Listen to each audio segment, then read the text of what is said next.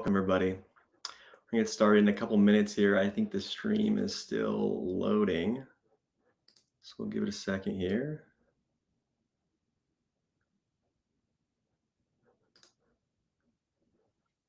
Delay. It's all good. Okay.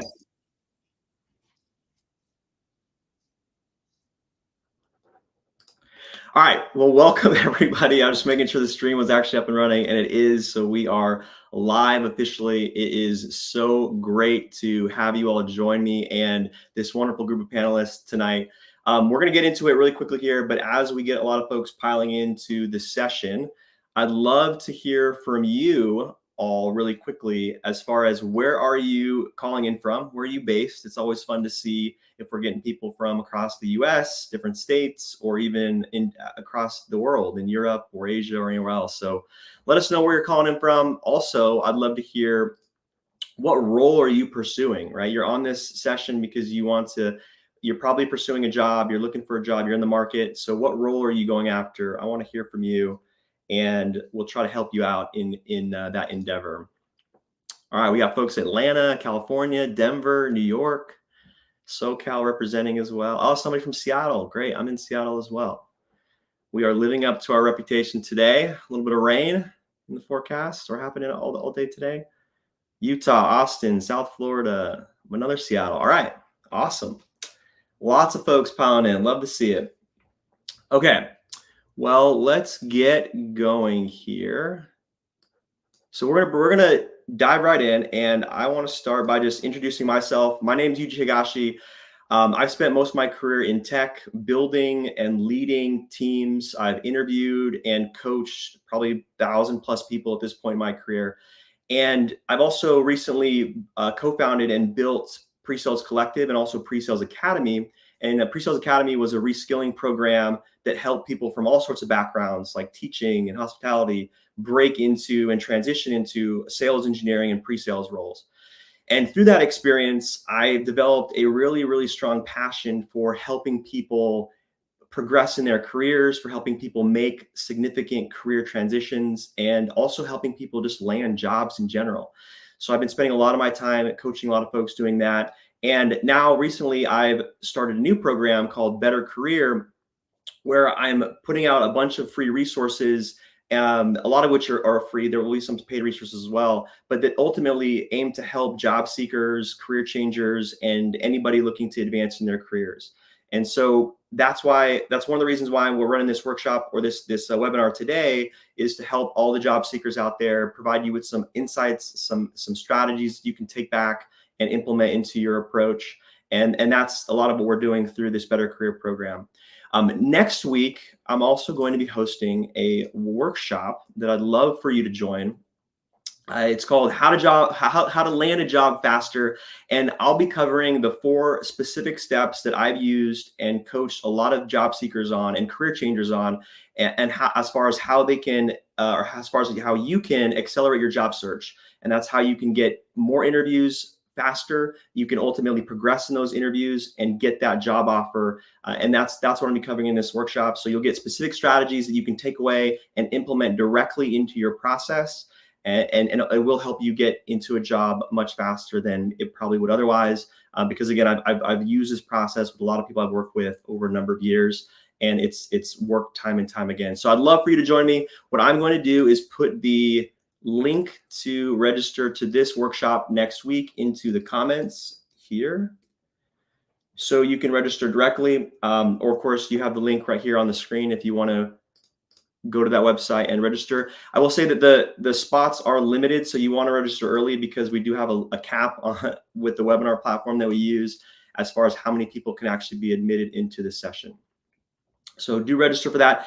Of course, you're going to get a lot of good insights and a lot of strategies that you can take away. That's the most important thing that you're going to get from this workshop. But it's always fun for me to include some bonuses and giveaways for folks that do attend live. And so I'll throw a couple things in there for folks that are actually attending the live session. One will be 6 months free to Enhansive Pro, which is a resume builder. It's a resume builder that I've used for the past several years for a lot of clients that I work with. And then you'll also get an opportunity to work with me one-on-one. So I'm giving a lot of folks free one-on-one coaching as part of that workshop too. For folks that show up live, they'll have opportunity to get some one-on-one coaching. So that's next week. But the reason we're here today is to talk about how you can get hired and stand out in a very crowded market. And so, look, the reality of the situation today is the job market is fairly challenging, right? It sucks having to get rejected constantly, having to constantly apply to jobs and not get interviews. And even worse, it sucks having to get completely ghosted from recruiters or hiring managers. And so you really have to stand out in this job market. You have to stand out in the sea of other applicants and candidates that are out there. But fortunately, there are a lot of jobs out there. I've worked with a lot of folks recently and seen a lot of folks get into really, really good roles. And I've actually spoke to a hiring manager this morning who is actively hiring for positions on his team and asking for referrals. And so the jobs are there. And so the goal of this session is for you to get insight and perspectives from a lot of different folks on this panel that will allow you to implement specific techniques or strategies immediately into your job search approach. And that's the goal of this session. So without further ado, I'm going to bring out these wonderful panelists and have them introduce themselves. All right, here we are. Welcome. So Alex, do you want to start? And we'll go with Maria and Melissa to round us out. Yeah, I can definitely start. Well, it's good to be with everybody. Appreciate you hopping on. My name is Alex. I am the director of sales at a company called Catalyst. I am also the founder of an organization called Alluviance. Personally, I've been in tech sales now for about 13 years, spent 5 years at Microsoft, 5 years at Outreach. And I also run retreats for tech sales professionals and leaders who are wanting to master the craft of sales while also really diving deep and working on the inner game. So pumped to be here. Hopefully bring a little energy. Might crack a joke or two. Will probably be terrible. It will not land, but very excited. Awesome. Great to have you, Alex. Maria?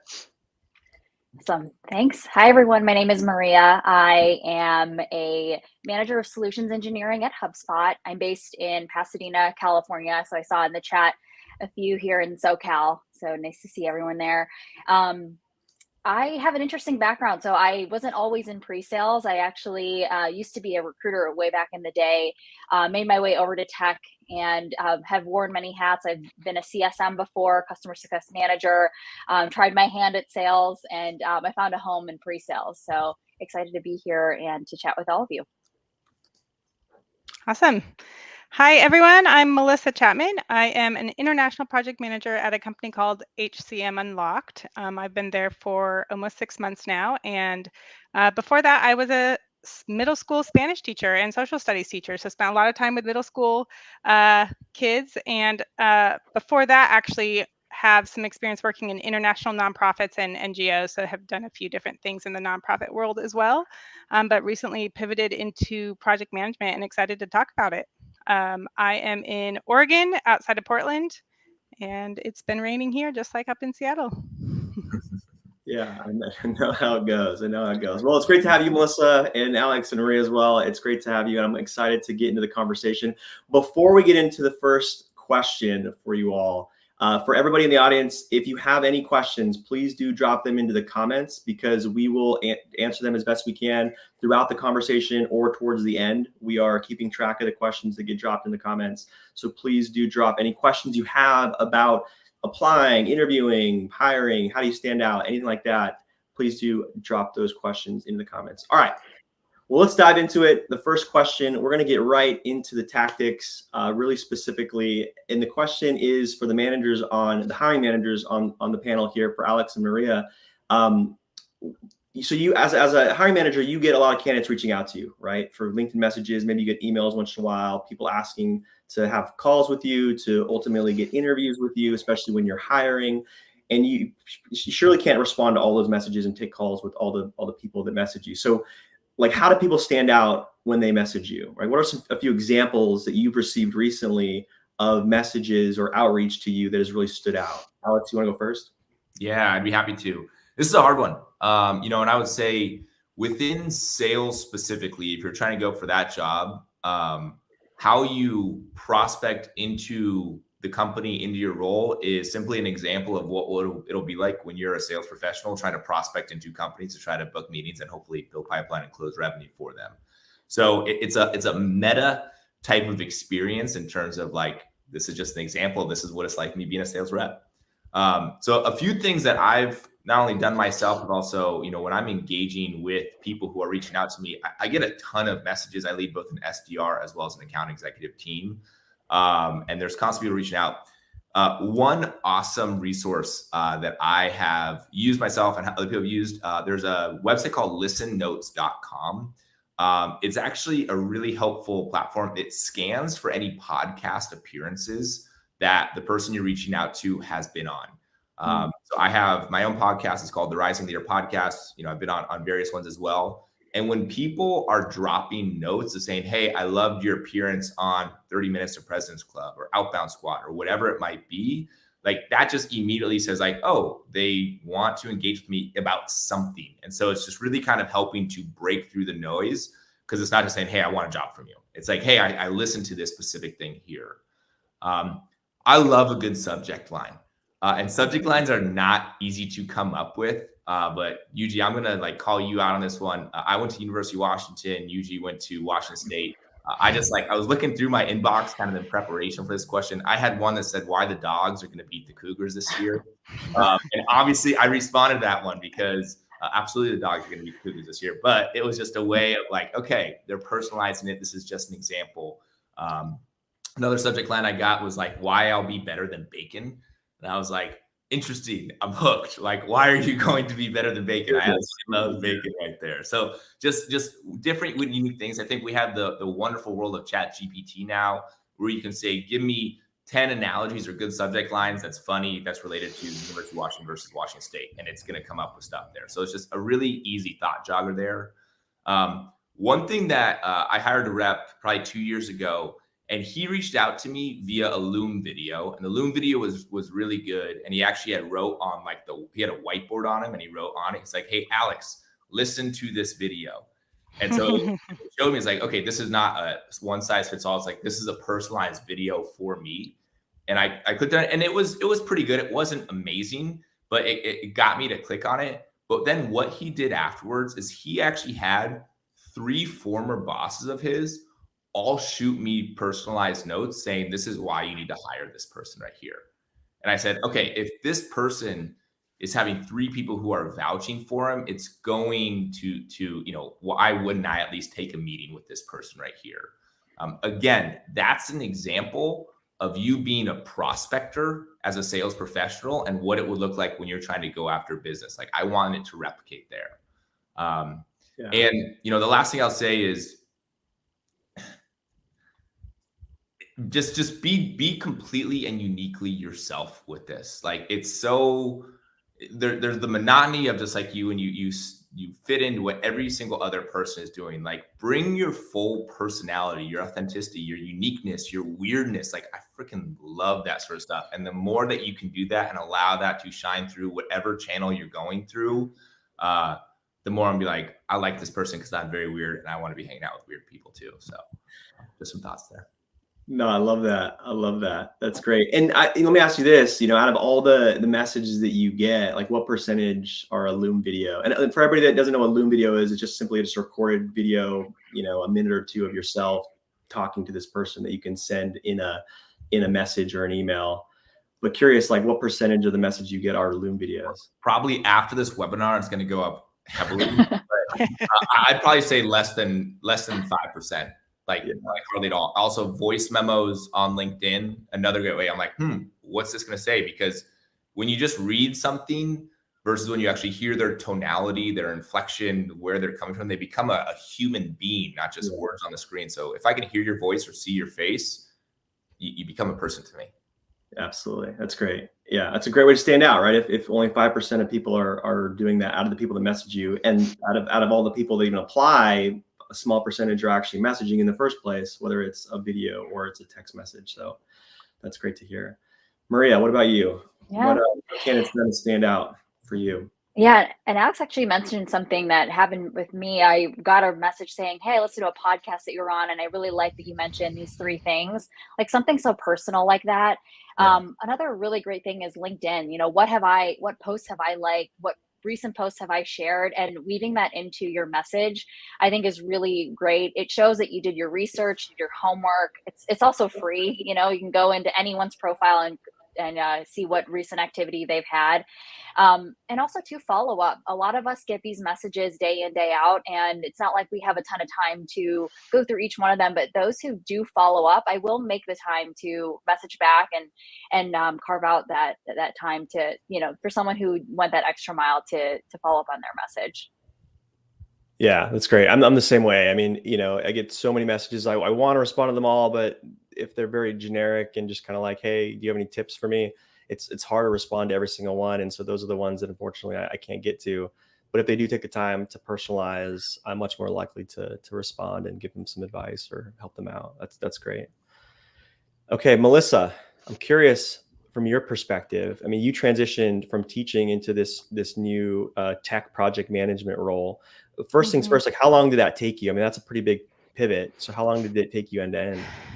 So I started in January really thinking about it and got the job offer for this in April. So for me, it took about 3.5 months. And I know I want to be careful in saying that because the average is more like 4 to 6 months. And so, and there's some reasons it was faster for me, but yeah, it took 3 or 4 months of really diving in and upskilling. And I worked really hard, spent a lot of extra time doing that. So 3 or 4 months. Yeah. Yeah. I mean, that's fairly quick. You know, I guess one thing I'd say is especially when you're trying to get interviews, right? When you were applying and doing outreach, things like that, like what are some things or two or three things that you did to ultimately get interviews effectively? Yeah, so for a while I wasn't getting anything, and I did a pretty big revamp on my resume, and I immediately started getting interviews. And what I really did was, I mean, the first thing is just getting clarity, right? So for a little while, I was like, I just want to get out of education. I was applying for CSM roles and ed tech, and I thought at one point copywriting. I didn't know. I just wanted to like get out of education, and Yeah. unfortunately that doesn't work. And I hear from so many transitioning teachers like, how do I get out of education? It's not about getting out of education, but knowing where you're heading. And so once I had really had some clarity on project management, it was really what I was wanting to do. I revamped my whole resume to really speak that language. And once I did that and I created like a project management highlight section, even though I've never had the job title project manager, I was able to use that verbiage in all of my language. Even talking about a 10-month school year, I talked about it as if it were a project and highlighted it as if it were a project. And that immediately got results. I started getting several interviews. I had multiple job offers, all because of the changes I made on my resume. That's spot on. I love that you talked through that because I've worked with a lot of career changers, and that is the biggest thing, right? Is that so many people feel like they might not have experience, but in reality, you really do, right? It just called something maybe different, slightly different, right? In teaching than it is in sales or project management in a tech company. So that's about reframing that experience into the terms of the new role and being very confident about that experience. Yeah. I was going to add that, being confident in it. A lot of teachers come to me and talk about that, and they're like, well, I don't really know if it's project management or not. And when you go into that interview, you have to be confident and just speak to it as if this was a project and this is how I handled it. And that confidence really speaks to the hiring manager. Like, oh, they know what a project is. They understand it, even if they didn't have that title. Exactly. Yeah. That's spot on. All right, shifting gears to Maria. You actually went through a job search of your own. You're a hiring manager, but you also went through a job search of your own recently that went actually pretty quick. Talk us through that. Like, how did you get hired so quickly from when you started your search to when you ultimately landed a role? Yeah, so unfortunately, I was part of a recent layoff at my former company. So for those of you that are joining us in that kind of situation, know that it is completely okay. It's unfortunately more normal than it is not. So the first thing I did, which I was really hesitant about doing, was I was vulnerable and I made a post saying, hey, it's unfortunate. I was part of a recent RIF or layoff within my company. These are the things that I'm looking for. And I really didn't want to do it because it's scary. You know, there's a lot of things like shame associated with it. But after I talked with other folks that did the same thing, they were saying, hey, you're going to be surprised how many people will reach out, how many people are actually hiring, and their jobs aren't necessarily getting the visibility. So I made a post. I did the vulnerable and scary thing, and it was awesome. I heard from a lot of different folks, former colleagues that I had worked with in the past, former connections that I've made in other roles, and with that too, I reached out to my network. I knew I was going to get a lot of non-answers or not a lot of responses back, but I knew that I had to lean on my network. I did a lot of LinkedIn messages. I signed up for, I believe LinkedIn does like a free 2 or 3 months of their premium package. And so I leaned on that heavily to reach out to recruiters, to reach out to organizations that were hiring for pre-sales or solutions engineering. I also did a lot of text messaging. I messaged a lot of folks that I had worked with in the past to see if they knew of anyone hiring. And so I knew it was going to take some time, but it ended up working out really well. And you'd be surprised how many people will actually be out there to help you. And, what I also did along the way is help others. You can always lean on others if they know that you'll help them in any way. So I've continued to help others too, to find, their next opportunity. And that's been really beneficial as well. Yeah, that's great. I mean, I think one thing that you did a really good job of is just working that network. Like you said, you did a lot of outreach. I'm sure it took a lot of effort, but in the end, it worked out really well, because it was probably about a month between when you got laid off to when you actually got your job offer. So including all the time that you spent interviewing, right? It was pretty quick. Yeah, it was pretty quick.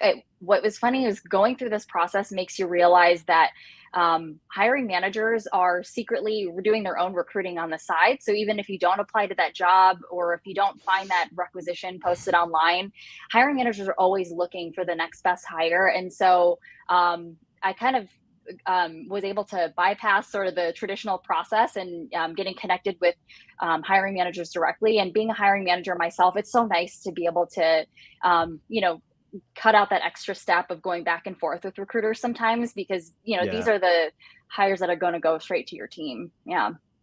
Yeah. Yeah. I've always find it much more effective to go directly to the decision maker, the hiring managers, for sure. But yeah, I think you did a fantastic job of working the network, and that just speaks to the power of the network, and it's usually not those first degree connections that ultimately get you into where you want to go. It's like the second degree or third degree. It takes a couple hops, but you got to start with that first degree typically, or do some cold outreach, which works. Yeah, I add on that too, because I think it's really relevant too. It's like, so when I was at Microsoft and I was looking for my next role, and I went to outreach. Before I joined outreach, I reached out to one of the recruiters. I got 0 response on it. And I reached out to one of the sales managers. I got 0 response on it. And so what I ended up doing, I knew that it was a company that I felt, really a resonance with. I actually reached out to about 4 to 5 AEs who were at the company. Who were in the position that I wanted. So they weren't the hiring manager, they weren't anything like that. And I just asked, I was like, hey, I'm considering going to a new company, going from a bigger company to a startup. Like, I would love to just kind of pick your brain on it. And Yuji, there was a guy named Hank who I ended up getting connected with. Oh yeah. And we talked on the phone and we just hit it off completely. And I was like, hey man, this seems like a great company to work for. You seem like you'd be a great teammate. Would you mind putting in a good word for me? And he introduced me to a guy named Lee, who was the hiring manager, and I ended up going through the process and getting the job. But, and I think Hank ended up getting the referral fee for recommending me, and it was completely just me reaching out to him. So don't underestimate starting at, in sales, we call it BTL versus ATL, below the line people versus ATL is above the line VPs. Go after the below the line types of people who are the individual contributors. That's an avenue in, if that it's a company that you're really caring about. Again, especially in sales, for the salespeople, it's break into the account in whatever way possible. Start somewhere and get scrappy with it. I'm so glad you brought that up, because I've definitely seen that work time and time again, reaching out to teammates, right? And getting in that way, getting referred in. And a lot of times, like you said, they have an incentive. A lot of times they have some sort of cash, reward or referral bonus they can get from referring you in. Well, that's great. So now we talked about a little bit about how to get the interviews, how to stand out with your application, or get referred into getting an interview. So now let's talk about the interview process itself. Let's go back to you, Maria. For your interview process that you typically run for solutions engineers, what does that look like at a high level? Yeah, I would say it's typically about 4 to 5 rounds. Typically, it's a recruiter screen to see if you have the minimum qualifications for the role. Next is a hiring manager interview. So, talking to your future manager and seeing if you're a good fit.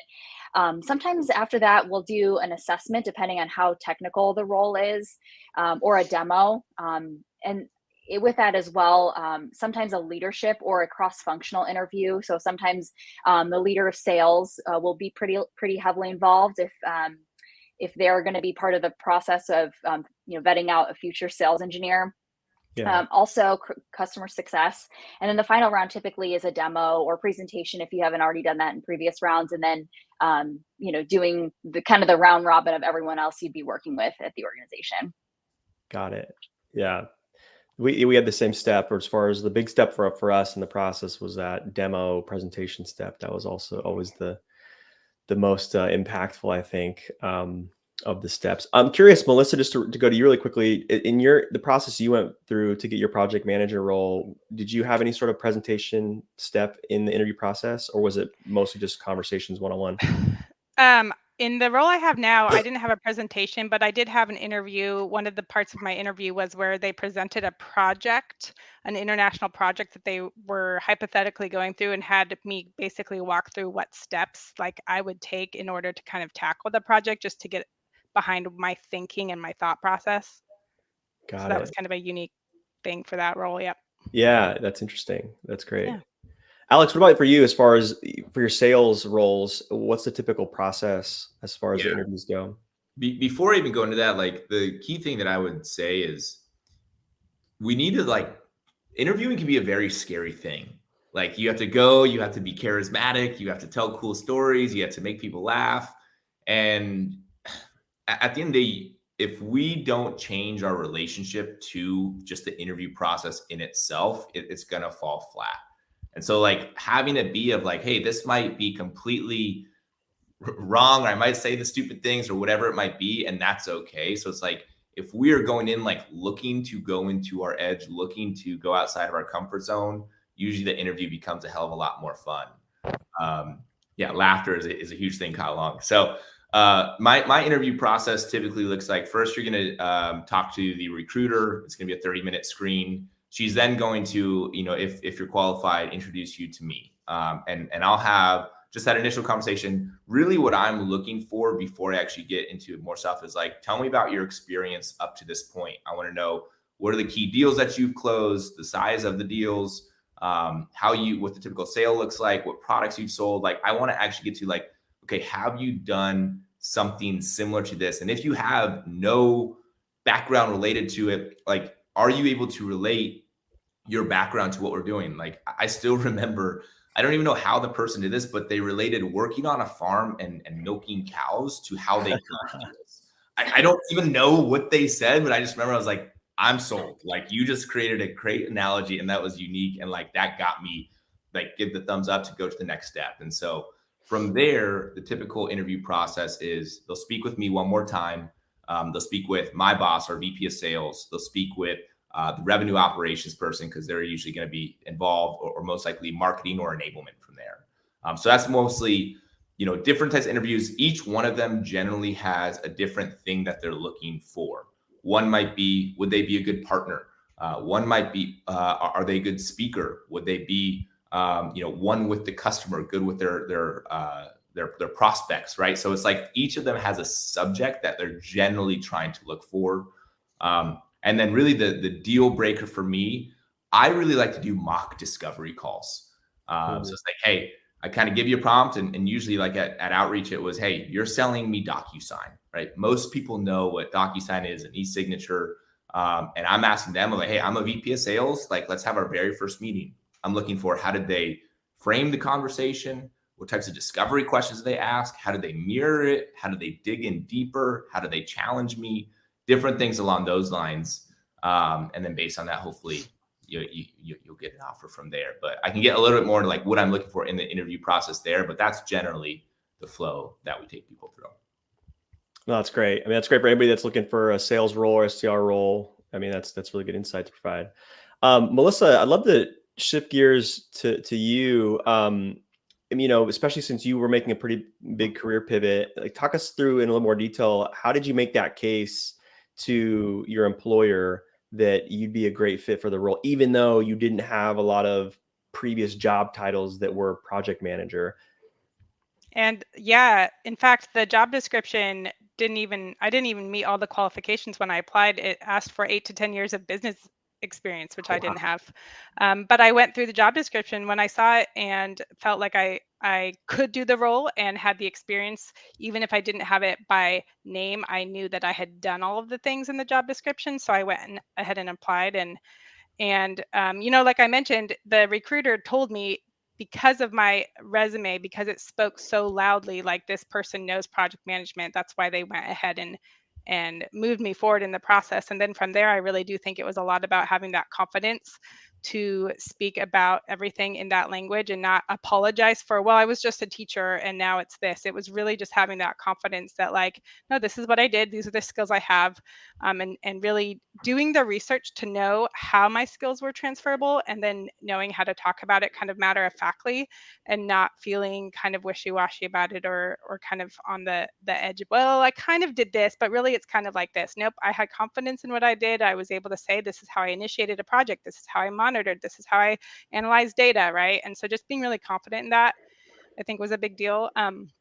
I mentioned this also, but I am one that's not a big fan of soft skills on resumes, because I just think that those are super subjective. Anyone can say they're good at problem solving and that they are good at time management and they are results driven. Well, I hope everyone is results driven, but what I really advocate for is like taking away the soft skills and really showing how you do those things in the resume, in the bullet points. So instead of saying that I'm good at time management, I showed it in my bullet points with experience, times that I did something that, because of my time management skills, resulted in an increase in efficiency or whatever, right? So just really making sure that instead of listing a bunch of skills, that I proved and showed how I have those skills in the bullet points.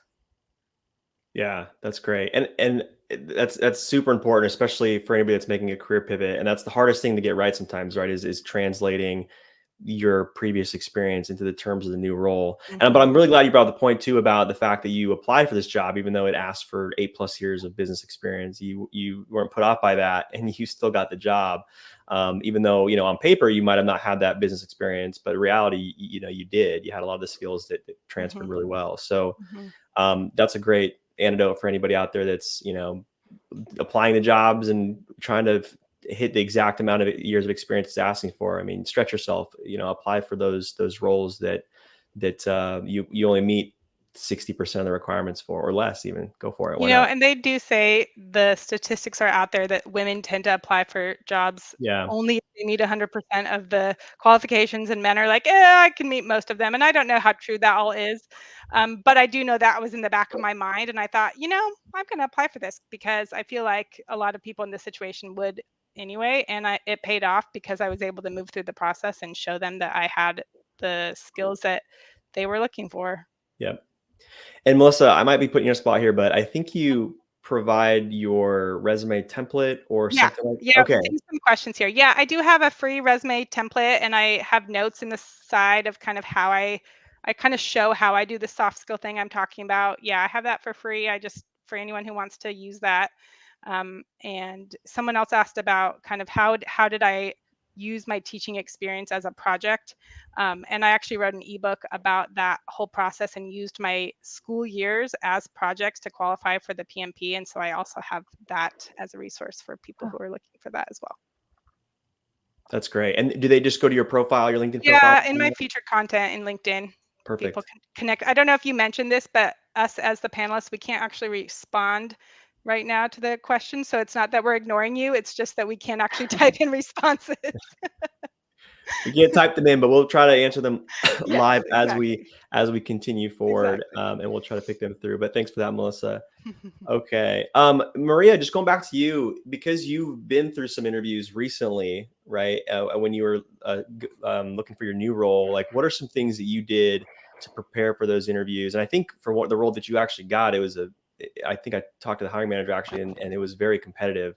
So you definitely had to do some things to stand out. What was your approach? Yeah, this goes without saying, but do your research. And when I say research, when you're talking to each individual, go deep into their LinkedIn profile. That is, again, free content out there that you can just go in and down to their school, where they live, what roles they've had in the past. I went into every conversation basically having a bullet pointed list of everything that they've done, how long they've been in the company, things that today, don't seem like a big deal, goes a long way in those interviews. Also, as you have each and every conversation, notice that there's a theme, right? So they might talk about diversity, they might talk about strategy, and start to pick up on those themes and bring that into your next conversation and the next one. A big thing at HubSpot during the interviews was psychological safety, and I thought that was such a unique thing to bring up so early in the process, and everyone was saying it, so I made sure to make that a point with each person that I talked to. So that's definitely a way to stand out. And also, Melissa had mentioned this, but focus on your outcomes. Don't just talk about your skills. Even if you're not going into a role that's a quota focused role, everyone cares about numbers and attaining goals and getting the job done. So however you can quantify your past experience, try to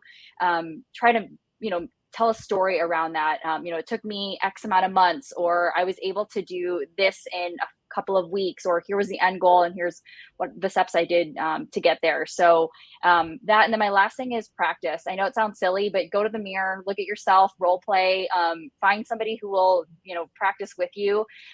Just getting the jitters out and just figuring out how to say the things that you want to say in the right way. It does take practice, and you can't just wing it the day of. I would recommend, if you learn anything from me today, practice. I practiced in the car. It's a great place to do Yeah. it. I love that.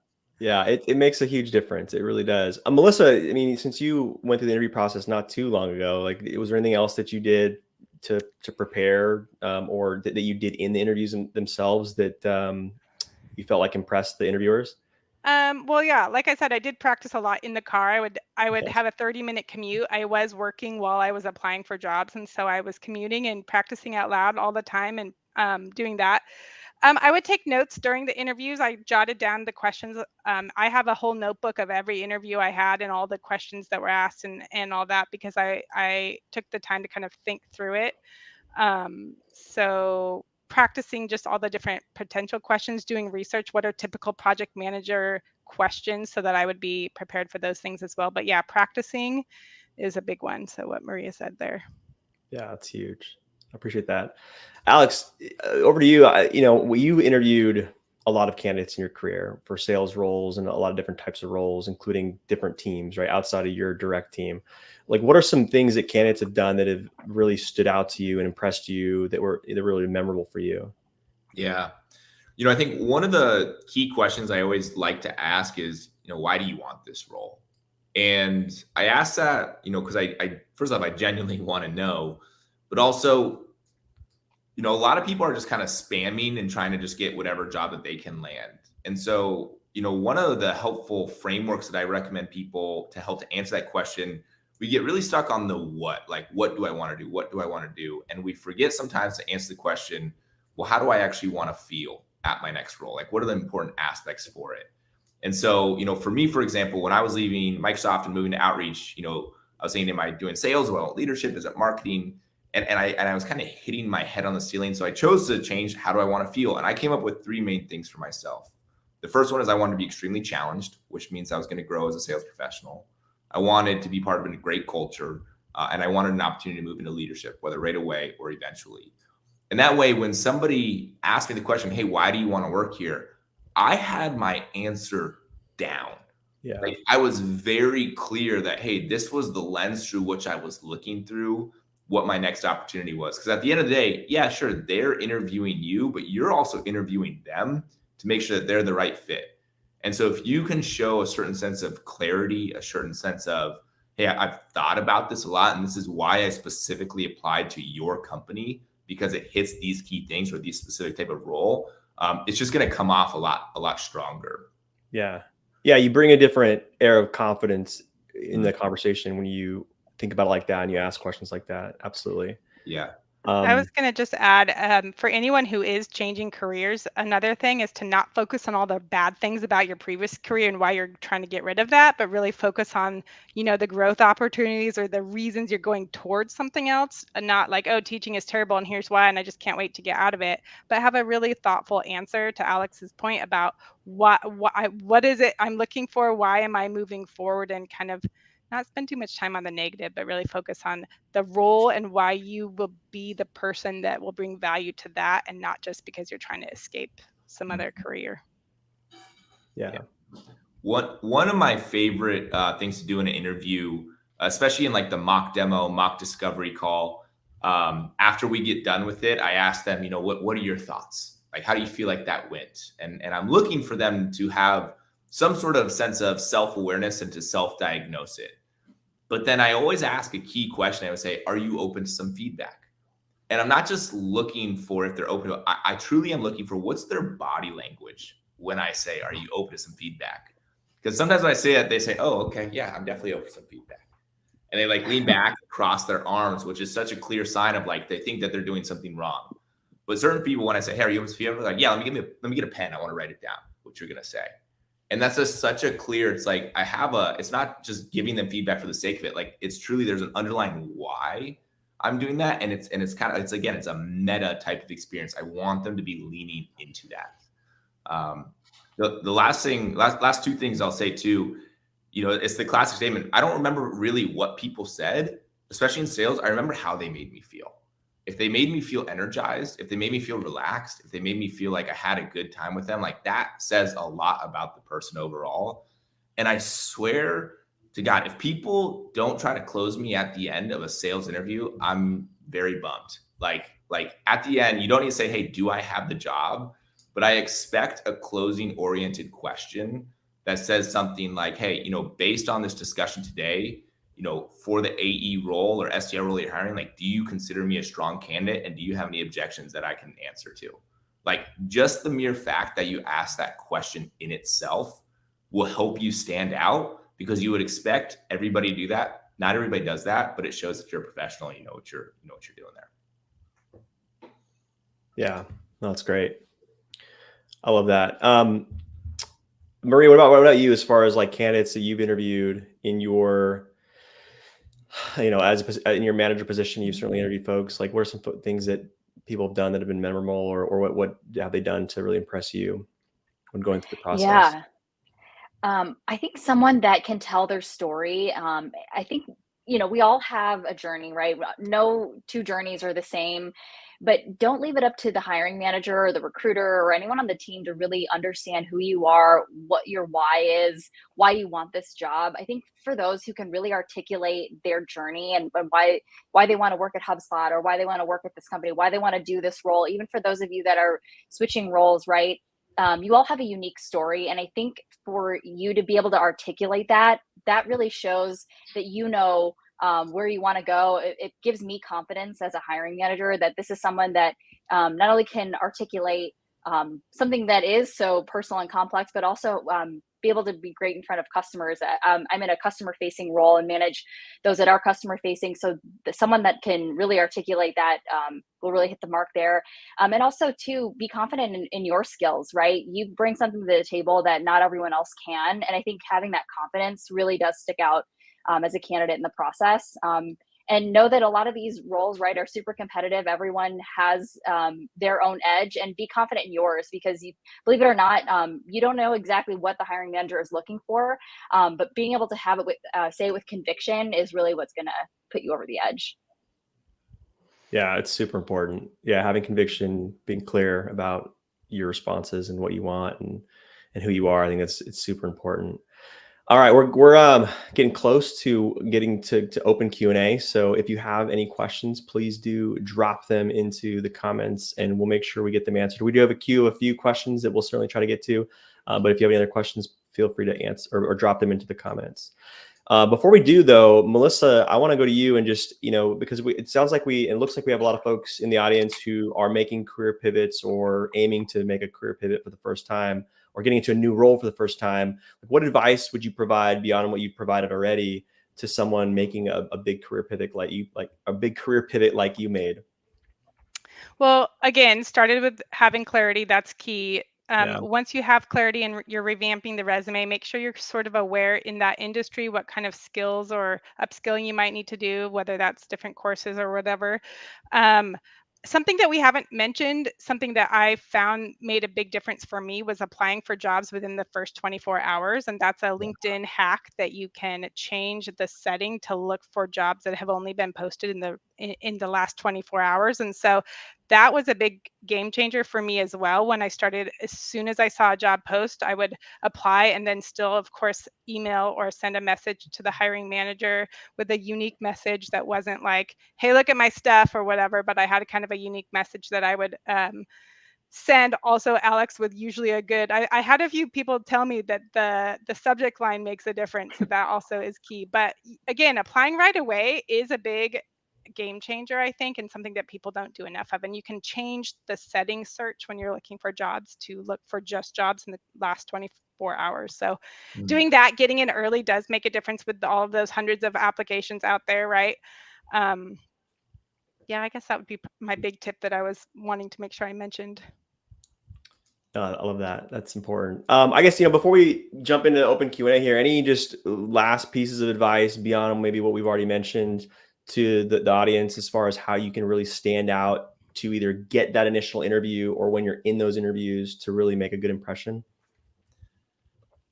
I have two I could give. The first one is all about stories. All about stories. Like, you can talk about this, like, I know how to do that. But if you tell me an engaging story, like, it's the classic STAR method. If you guys have ever heard that, like, state the situation, the task at hand, the action you took, and the result. Always tie it together with the results. That's going to get me leaning in. And also, as a sales professional, like, you need to tell stories. One other thing I would say is, if you maybe have less experience in a role or not as qualified, there's an objection handling technique called, like, the 8 Mile technique, where, if anybody's seen the movie 8 Mile, at the very end, when Eminem is, like, going up to the big rap battle, he says everything that the other rapper could say bad up against him. Like, he calls himself out against it all. And then when it's the other person's turn to, like, kind of go to freestyle, like, he has nothing to say. And so if I have less experience or anything like that, like, I'm going to call it out at the beginning or at some point in the conversation, be like, hey, you might also, like, look at my resume and be like, hey, he doesn't have as much experience as maybe some of the other candidates. But here's why I want to, like, first off, call that out and name it, and tell you why that doesn't matter and why I am actually ready for this role. It just shows such a proactive, you're being intentional, you're aware of it. And as a hiring manager, I want to be really impressed that you're calling it out, so that I can't hold that against you. You've proactively helped me with that. Yeah, that's great. Yeah. I'll share a couple. Yeah, I a plus one with the story. For those of you that are solution engineers, sales engineers, anyone in pre-sales, if you can tell a really great story with the technology, and know that the technology is not what you're telling the story of, you're painting a picture for prospects of why this technology is going to make their lives better, make them more revenue, save them time. So however you can tell a good story that way, and also just your own story, know that your own story is unique, and the way that you tell it helps me understand if this is going to be a good fit. And also, don't be afraid to put yourself out there. So, for example, a really great question I love hearing from candidates is at the very end, when they say, is there any concerns that you have for me as a candidate? I love that, because it means you're open to feedback.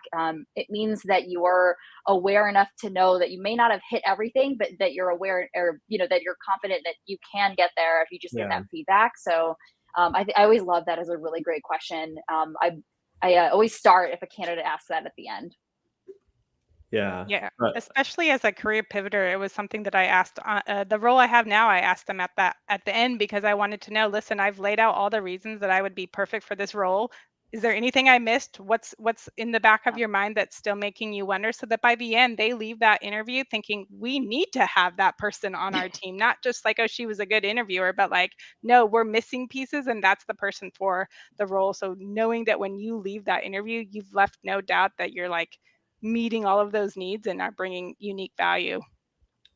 yeah, I love that you brought that up, and I appreciate that question too. Whenever I get it, sometimes it throws me off a little bit, but I love it when I get it for sure. There was somebody that commented, I think in this thread or some other thread, where they were saying that recruiters or hiring managers sometimes feel uncomfortable, and that asking that question can leave a bad impression at the very end of the interview.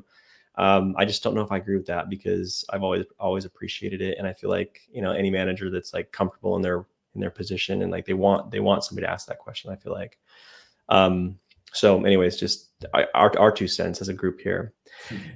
Okay, so just really quickly, I'm going to just quickly share one more thing about the workshop next week before we get into Q&A. And one more thing too, I also have a free newsletter that I offer that I think a lot of people on this call are subscribed to. But if you aren't, it's completely free. A lot of what we talked about as far as like the very tactical specifics about how do you find the hiring manager, how do you craft your resume, how do you reach out to that hiring manager with specific scripts, a lot of that is contained in the newsletter. So sign up for it. It's completely free. It's weekly. And then, like I mentioned in the beginning, next week I'll be hosting a workshop on how to land a job faster, where I'm going to talk about the 4 proven steps that you can use to accelerate your job offer that I've used with a lot of different people, whether they're experienced professionals or career changers. These are some of the strategies that I'm going to share with you very specifically on this workshop next week.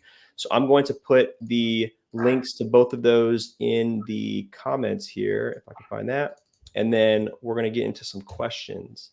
All right, links are in the comments if you want to grab those and register for that workshop and the newsletter. But let's get into some questions. So one of the questions here is, let's see, how do you find the correct email of the person to send the Loom to? And somebody else asked, like, how do you find the manager specifically for a given role? Does anyone want to take that? I have some thoughts, but happy to pass that to. I mean, one of the things that I've always done is, if you have Zoom info or anything like that, sometimes you can find it on LinkedIn, just a simple Google search. Yeah. I also will try out different variations. So their first name, like if they were an early employee at the company, just their first name and what the email alias is, or their first last name, the email alias there. So you can just guess. And I sometimes just add a whole bunch of different email variations to a BCC line. So it just looks like they're only getting that. I'll try it out from there. Yeah, that's great. And there are 2 tools actually that do offer free email lookups and actually phone number lookups too, if you want to get real bold and call the hiring manager, which I think works well for sales positions sometimes. But those 2 tools are Apollo.io and Hunter.io. I think they give you like 100 free credits for email lookups. So once you find the hiring manager, you can then get their email address and reach out to them. So take a look at those resources. Okay, what other questions do we have? Did you need any specific certifications to get into solutions engineering? I guess, Maria, we're going to throw that to you. Yeah, not all solution engineering or pre-sale sales engineering roles will require certification. It does depend, though, however, on the company. So, for example, if you're looking at companies like Snowflake or even like Twilio, sometimes it'll say in the job description what types of certifications. The biggest thing a hiring manager is looking for is relevant background. So I mentioned in the beginning, I used to be a recruiter, and the way I got into pre-sales is I was a subject matter expert on the technology that recruiters use. So ATSs or applicant tracking systems or candidate CRMs. I was our resident expert on those. And so that was really transferable to pre-sales, because that's a lot of what you do is being an expert in that. So check the job description. I would say likely not, but it really depends on how technical of the solution it is, or which part of pre-sales you're looking to get into. Yeah, that's fair. I'd say, if you're getting your first SC role and you don't have a technical background to start, go after some easier certs or training courses. Don't go after like a super hard one, like an AWS and like that. I think that can be a good path, but it's a much longer and trickier path, I think, than getting something like some Salesforce badges under your belt and going after an easier platform to learn like Salesforce. That's just one example. Okay, next question. It's an interesting one. This is like a volume. Oh shoot, I lost it. Dang it. Anyways, I'll see if I can find it and pull it up back on the screen. But the question is really just around volume and quantity, numbers game versus quality as far as your applications and outreach. Does anybody have a perspective on that? If you've been through your job search recently or just in general? Well, again, I think going back to the idea of not spraying and praying, this idea that you really need to be intentional about the roles that you're applying to. There was a time when early on in my transition, when I was applying to multiple, like a variety of roles, I was thinking, well, maybe I'll do customer success. So I had a customer success resume, and then I was doing project management, and then I had a couple other ones. And that's really hard to do. And the reason for that is because my LinkedIn didn't show that. It was confusing when I have people reach out to me and they say, hey, I've been applying to hundreds of jobs and I'm not getting anything. The first thing I often do is look at their LinkedIn and I'm like, I can't tell what role you're going for just by looking at your LinkedIn. And so sometimes just having that alignment is really important. And so having, a hiring manager needs to be able to look at your LinkedIn and have a pretty good idea of what you're going for. And if you're like, I'm a former educator and I'm a transitioning teacher and I'm going into project management and I wouldn't mind customer success, and you list 12 different things, that's just really not going to be helpful. And you're probably just going to get tossed out. Yeah, that's a great point. You have to have focus. That's definitely something I talk about a lot with folks I work with is you can't have all these different roles you're pursuing splattered all over your LinkedIn. It's just not going to work that way because you're going to confuse people that are trying to help you. You're going to confuse employers. And if they're confused, they're going to pass, right? They're going to go to the next person that's a little more clear on what they want. That's great. Can I provide a perspective on that too? I view it as like how you break up your book of business if you're in sales. You have your tier 1, tier 2, and tier 3 types of accounts. Your tier 1 accounts, let's say you have your top 10, like you're going full force on those. You're seeing who you're connected with. You're reaching out to people who are in their role. You're reaching out to the hiring manager, sending Loom videos, all that. Like there's a strategy there. Your tier 2 might just be simply reaching out to the hiring manager via email. Your tier 3 might just be like, I just threw out my resume to see if I was able to get a catch right there. You can have different strategies just for different types of buckets. Yeah, that's fair. That's a great point. All right, how about this one? How do you use your network to get a new role when you're currently employed? Well, let's take a stab. Yeah. I'll go. So I guess before I officially was laid off, I'd already had some conversations. My manager at the time had already left. And so you want to be very selective on who you talk to, because it can be a scenario where, your current manager knows that you're looking. So, just keep it really just with like a small network and maybe frame it as like exploratory conversations. Like you're looking to just understand what types of opportunities there are for you after this current role or as you grow in your career. So I would target it as like exploratory conversations if you can, and just being a little bit more strategic on who you reach out to and make sure it kind of stays small at first, just so the word doesn't get out necessarily. Yeah, that's a fair point. I mean, there's only so many people that ultimately work for your company and that would even care if you're looking, right? And so there's a lot more people that you could certainly reach out to that don't necessarily, have a vested interest in you staying with your company. So that's a fair point. Let's see, probably question or time for maybe one or two more here. Let's see, this is an interesting one. How would you deal with the possibly negative reaction from companies you're currently interviewing with to the I've been laid off and I'm looking for a new role posted on LinkedIn? Anybody have a perspective on that as a hiring manager or in general? Personally, no. I mean, this is such a common thing that's happening right now. Like I've been laid off, like, Maria talked about being laid off. Like it happens to almost everybody these days.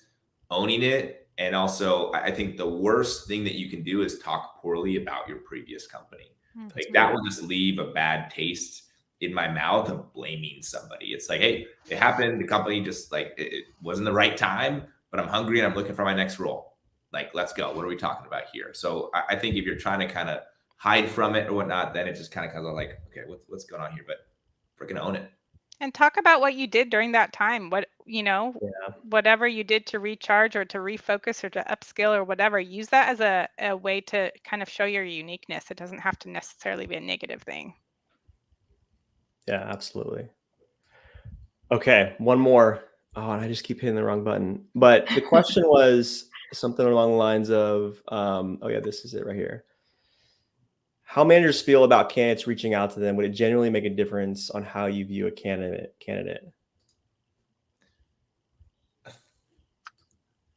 I guess for me, sorry, I'll be quick. I guess for me, I actually like it when candidates reach out, but making it super personal. So when it looks like a generic message where you're just trying to get a job to land a new job, I don't necessarily, that's not something that like turns my head and makes me want to respond. But you taking the time to be thorough about what you're looking for, maybe making it relevant to me, what I maybe care about, or what is going to help make my team successful would be one that would stand out. So I actually think it's a great idea. I think it makes you stand out from other candidates for sure. I also love, before I actually have the interview, if they shoot me a personalized email or note, just be like, hey, I'm super stoked to talk to you in the conversation.